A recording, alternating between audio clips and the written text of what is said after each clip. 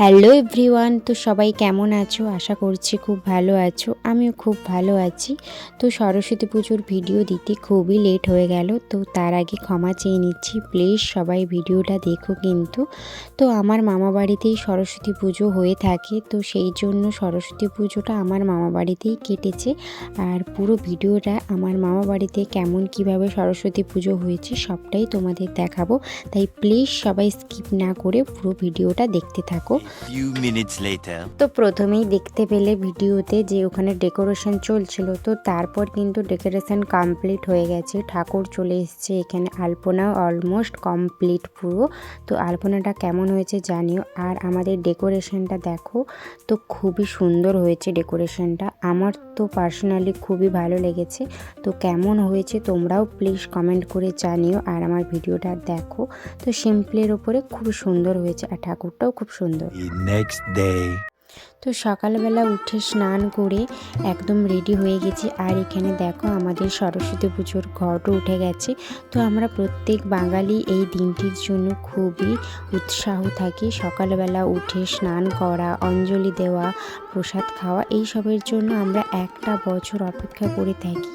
তো খুবই ভালো লাগে। বামুন ঠাকুর সকাল সকালই চলে এসেছিলো, আমাদের সমস্ত কিছু রেডি হয়ে গেছিলো।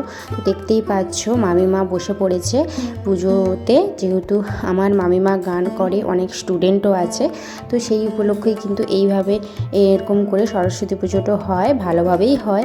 তো অনেক প্রসাদ, অনেক কিছু ব্যবস্থা থাকে। তো মামিমা সংকল্প করতে বসে গেছে, আমাদের অঞ্জলি দেওয়া কমপ্লিট হয়ে গেছে। এবারে চলো, তো আমার ভিডিওটা দেখতে থাকো। যদি ভালো লেগে থাকে অবশ্যই লাইক করে দিও, আর আমার পেজটিকে ফলো করে দিও যদি আমার ভিডিওগুলো ভালো লেগে থাকে। তো চলো ভিডিওটা পুরোটা দেখতে থাকো।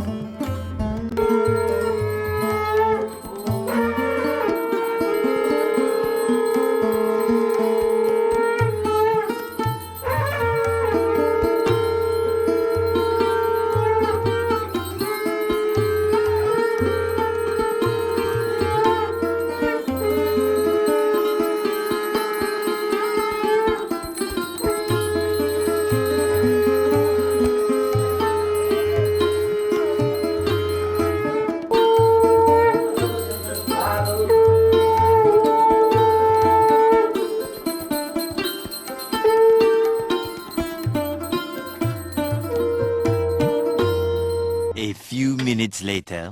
তো পুজো কমপ্লিট হয়ে যাওয়ার পর, প্রসাদ খাওয়ার পর আমার চললো ফটো সেশন। তো এই বোনটি আমার কিছু ফটো তুলে দিয়েছিল, আর আমরা সবাই মিলে কিছু ফটো তুলে নিলাম। তো বাড়ির পুজোতে খুবই এনজয় হয়, খুবই ভালো লাগে। তো আমি আমার দিদার সাথেও ছবি তুলে নিলাম, ব্যস্ত থাকলেও ছবিটা তুলতেই তো হবে, পুজো মানেই ছবি, তো সেটা সবাই জানো। তারপরে দুপুরে রান্না হয়েছিল খিচুড়ি, পোলাও, ছোলা পনিরের তরকারি, আলু ভাজা, আর হয়েছিল চাটনি, আলু পোস্ত, পাঁপড় ভাজা, মিষ্টি। তো পাঁপড় ভাজা মিষ্টিটা দেখাতে পারলাম না, কারণ আমি পাঁপড় ভাজা মিষ্টি আর খাইনি, কারণ এত খেয়ে পেট অলরেডি ভরে গেছিলো।